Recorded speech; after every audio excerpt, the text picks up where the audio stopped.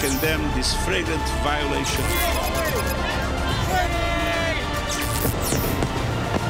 You don't, we will. 네, 이슈 인사이드 시작합니다. 오늘은 전 세계를 충격에 빠뜨린 사건이죠. 이스라엘이 카타르 수도 도하를 공습했습니다. 장지영 박사님, 정말 저 뉴스를 보고 너무 놀랐었습니다. 네네. 그러니까 지난 9일이었죠. 오후 4시경에 이스라엘이 카타르 도하에 있는 굉장히 고급 주거단지를 미사일로 공격을 했습니다. 네. 그곳에서 협상단을 이끌고 있었던 하마스 고위 정치인들의 숙소를 폭파한 건데요. 네네. 이번 폭발로 하마스 고위급 인사 2명이 다치고 또 카타르 보안요원을 포함해서 총 6명이 사망한 것으로 알려졌습니다. 네. 그런데 이곳이 이제 우리로 치면 한남동 같은 곳이거든요. 아주 좋은 부촌. 그렇죠. 게다가 이제 세계 각국의 공관이랑 이제 대사관들이 수십 개 모여 있고요. 예. 또 초등학교랑 중학교 같은 공공시설도 있고요. 아이들이 많은 곳이었네요. 맞습니다. 그리고 하필 폭발이 일어났던 시간이 네네. 방과 후라서 학교 학부모들이 시간. 예. 아이들 이렇게 찾느라 그야말로 아비규환이었다라고 네, 하더라고요. 정말 발칵 뒤집혔겠죠. 아니 카타르는 전혀 이런 일이 발생할 거라고 예상을 못했던 건가요? 못했다고 해요. 그리고 네. 그 폭발이 일어난 지 10분 후에야 그 사실을 알았다라고 합니다. 마른 하늘의 날벼락처럼. 그렇죠. 그렇다면 예. 도대체 어디서 어떻게 미사일이 날아온 걸까? 그러니까요. 그리고 이 카타르 내에 있는 미국산 방공망은 왜 네. 제대로 작동을 하지 않았던 걸까에 대한 의문이 생기는데요. 네네, 당연하죠. 12일 외신 보도에 따르면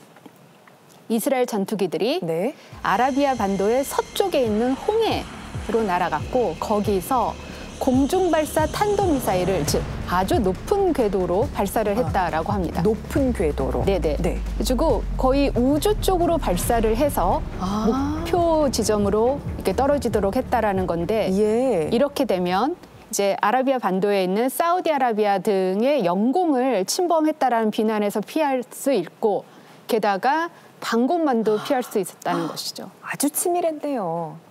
네, 근데 이거는 정말 보통 심각한 일이 아닙니다. 왜냐하면은 카타르는 이스라엘과 지금 가자 전쟁의 당사국이 아니에요.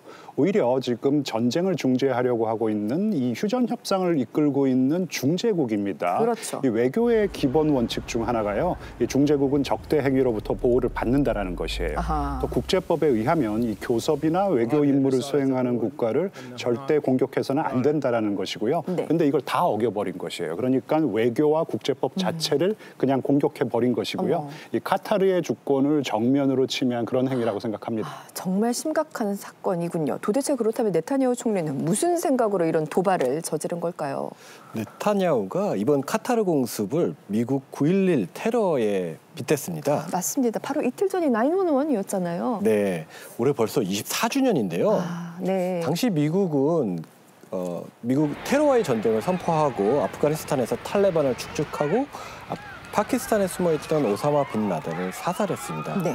네타냐후는 그때 미국처럼 자신들도 하마스 제거를 위해 카타르를 공격했다고 하는 것입니다. 그러니까 정당한 공격이었다라는 것이죠. 이스라엘 입장은.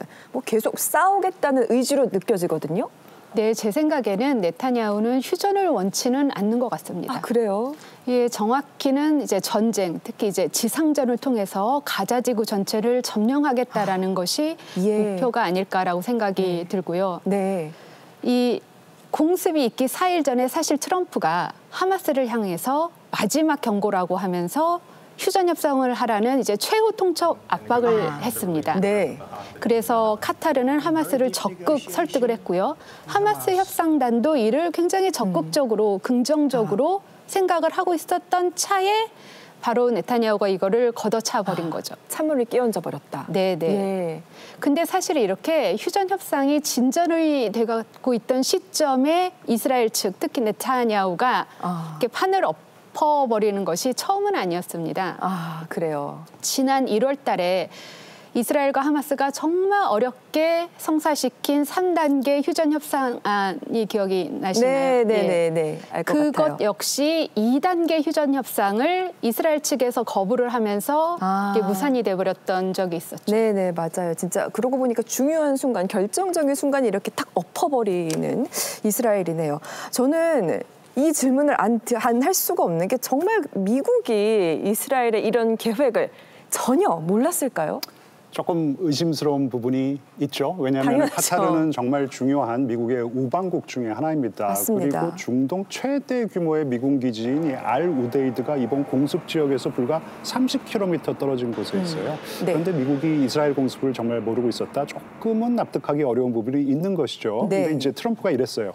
나 정말 몰랐어. 나도 공습 소식을 미군을 통해서 그리고 아하. 나중에야 전해 들었어. 네. 이랬단 말이에요. 그래서 좀 정황을 고려해 보면은요, 이스라엘이 사전에 뭐 미국과 막 협의를 해서 그리고 허락을 받고 공격을 감행했다기보다는요, 오히려 공습 바로 몇 분 전에 트럼프 행정부에 알렸다라는 것이죠. 직전에. 네, 그래서 오히려 이 트럼프가 방해하는 것을 좀 막고 네. 공격을 갖다가 감행하려는 어떤 그런 의도가 좀 있었던 것 같습니다. 놀랍습니다. 네, 이제 이번 사태로 카타르는 이제 뒤통수를 제대로 맞은 격이다 이렇게 볼 수 있는데요. 네. 지난 5월이었죠. 트럼프가 이제 중동을 순방했을 때 보시면 카타르가 6천억 원에 달하는 그 개인용 비행기 선물했던 거 아마 기억나시지 않습니까? 말이 엄청 네, 많았습니다. 그렇죠. 그리고 무기 구매부터 시작해가지고 1조 원 넘는 투자를 약속하는 것까지 굉장히 많은 걸 해줬는데 네. 지금 수도 한복판을 공격당한 겁니다. 그렇죠. 그러니까 미국의 안보 보장이 전혀 작동을 하지 못하고 있는 네, 건데요. 네, 주요 동맹국인데. 네, 그렇습니다. 그래서 지난 12일이죠. 카타르 총리가 급히 미국을 방문을 해요. 네. 그래서 백악관에서 트럼프 대통령을 만나서 방위 협력을 논의한 걸로 알고 있는데